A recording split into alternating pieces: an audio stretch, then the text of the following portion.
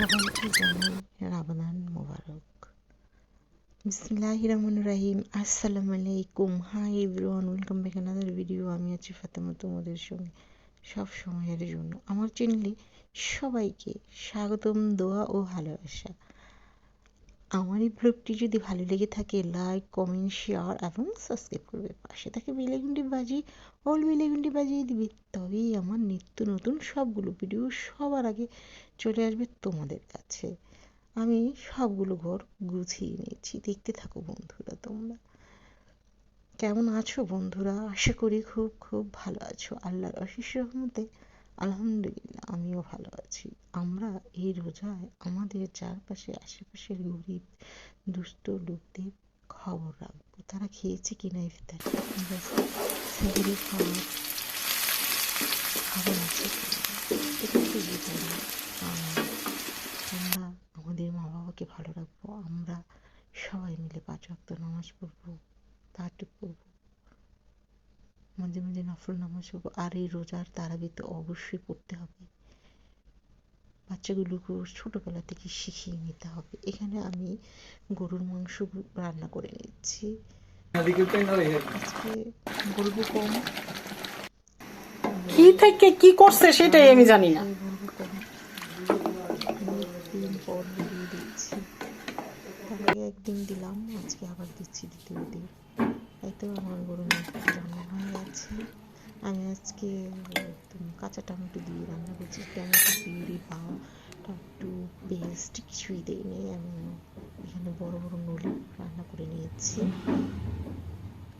তো তেল, পেঁয়াজ, কাঁচামরিচ, হলুদের গুঁড়ো, ধনিয়ার গুঁড়ো, মরিচের গুঁড়ো পরিমাণ মতো দিয়ে বানিয়ে নিলাম।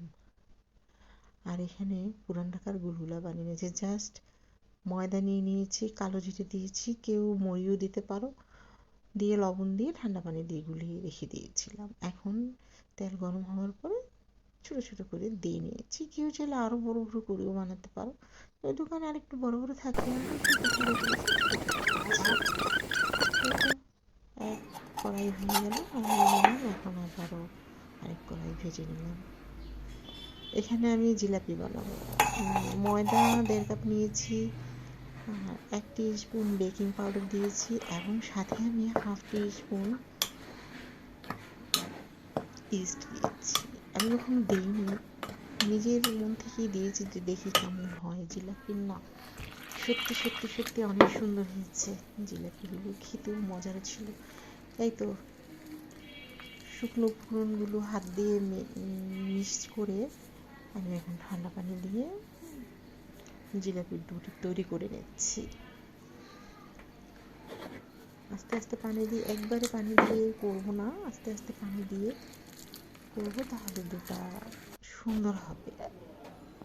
একবারে পানি দিয়ে দিলে হয়তো বেশি হয়ে যেতে পারে বা কম হয়ে যেতে পারে। এটা আমি সুন্দর করে গুলিয়ে নিয়েছি ডোটে, এবং এটা আমি এখন রেখে দেবো, রেস্টে রেখে দিব। এটা আমি সকালে করে রেখে দিয়েছিলাম, যে বানিয়েছি 4টার দিকে। তারপর এখানে আমি 2 কাপ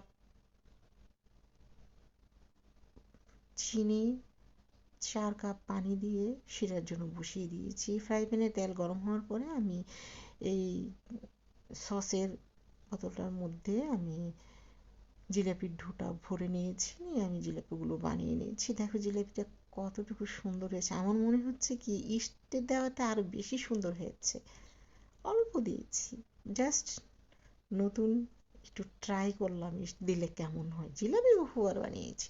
এই তো শিরা উঠিয়ে রেখে দিয়েছিলাম হওয়ার পরে এখন আমি জিলাপিগুলো দিয়ে দিয়েছি। এখানে আমি সাদা জিলাপিও করেছি, একটু বেশি ভেজেছি, কালারফুল হয়েছে, শেয়ার করলাম। তারপর হুট করেই চলে আসলো সবাই মিলে। অনেক অনেক বেশি ভালো থাকবে। আসসালামু আলাইকুম। একটা করেছি, আরো 2টো আমি পরে নিজের জন্যই করেছিলাম।